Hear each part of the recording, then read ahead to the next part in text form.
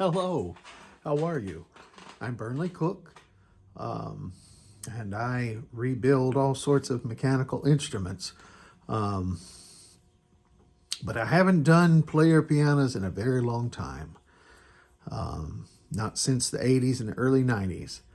And I just got one in because I'm going to add it onto my theater organ that I restored and is in the other room. So when I first got into rebuilding player pianos, there was nothing, absolutely nothing to help. So it was kind of a blind thing. You know, you had to really search and search and search for helpful information. And then shortly after I got involved is when practically the Bible of player piano rebuilding came out. So that was a great boon. But anyway, so I do have some experience in rebuilding pianos and also player pianos.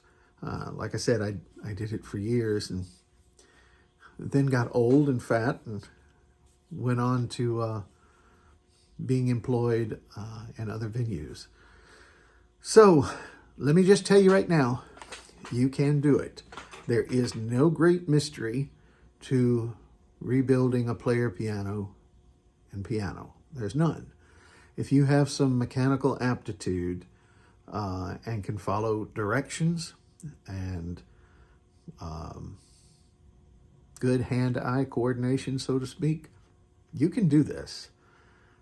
It's no special talent that you're born with at all. This is just something that, it's repetition. And if you do repetition, if you do each task correctly, by the time you've repeated it 88 times, 88 notes on a piano, then you're going to get pretty good at it. So anyway, let's just clear up a few things about a player piano. A player piano naturally is, first, it's a piano. Second, it has a player mechanism inside it. And the old saying is, a player piano is only as good as the piano itself.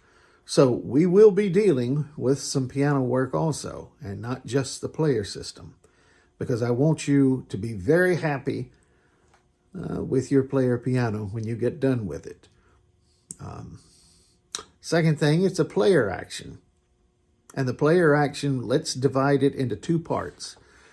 What's above the keyboard, typically, probably 98% of players have the main action above the keyboard.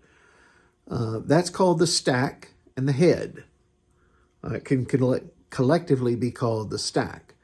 But what you see when you look down inside a player piano, if you lift the lid up or remove the front, you see the spool box and a wind motor and maybe a tracking device, either a pneumatic one or a mechanical one. So those components make up what's called the head. And the stack, which has the valves and the striker pneumatics on it, that's the stack. And the stack usually sits right below the head. So collectively, that's the upper action. Then below the keyboard, we have the pump. And the pump is comprised of, again, I'm using generalizations because this applies to the majority of player pianos. The pump usually consists of 4 bellows. 2 exhausters. They're called exhausters because they exhaust air out of the system. Remember, a player piano operates off of suction, not by air pressure. So it exhausts suction out of the system. It draws it out of the action and spits it out into the atmosphere through flap valves. So you'll see more about those later on. And then there are 2, usually, sometimes there's only 1, but there are 2 reservoirs, one on either side of the pump, which they are spring-loaded, and they even out the suction level in between the pedal strokes, and they act as kind of a warehouse, of this suction, so that if you do not push, if you miss a pedal stroke, there's enough suction in reserve to keep it going. In fact, a well-rebuilt player piano can easily coast by itself. You build up a little bit of suction and stop pedaling, and it should be able to go on for 3-4 seconds, easily, if not more. So that's what we're going to be looking at. Lower action is the pump. The upper action is the stack and the head, or collectively known as the stack. And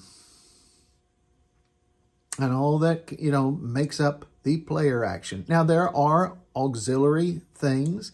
There can be pedal pneumatics inside there, but we're not going to go into that because we're going to keep it simple. And these videos, I plan on not having them run too long because we want to keep it simple so it doesn't become overwhelming. So let me give you 2 books I want you to look for before we really dive into things. One, they're both put out by Arthur Reblitz. All right, that's spelled R-E-B as in bird, L-I-T-Z. Excuse me, Arthur Reblitz. One of them is Player Piano Servicing, and the other one is Piano Servicing, Tuning, and Rebuilding, I believe is the name of it, but search for it on Amazon. A new edition of the piano book, that one, the second one I mentioned, has come out a couple of months back. But the player piano book, no new information has come out with that book since its 85 printing. I believe it was printed in 85. But the material is still relevant. The techniques are still relevant. There has been changes in materials, unfortunately. But there have been some for the better. So, all right. So there you have it. Those are the first couple of things to remember. Lower action, pump. Upper action, stack and head. Operates off of suction. The cloth that is used is rubberized cloth or a nylon polyurethane cloth. That, yes, I will give you later on places to look for to order this. Now, it's not inexpensive, but you can do this. Trust me, you can. And so the next time we meet, we will start delving into things and really look at naming the components of the player piano and also naming some components of the piano action. So don't worry, if this is your first time, you got this. If you've done one already but weren't totally satisfied, don't worry, you can do this. Trust me. All right. Best wishes. Have a great one.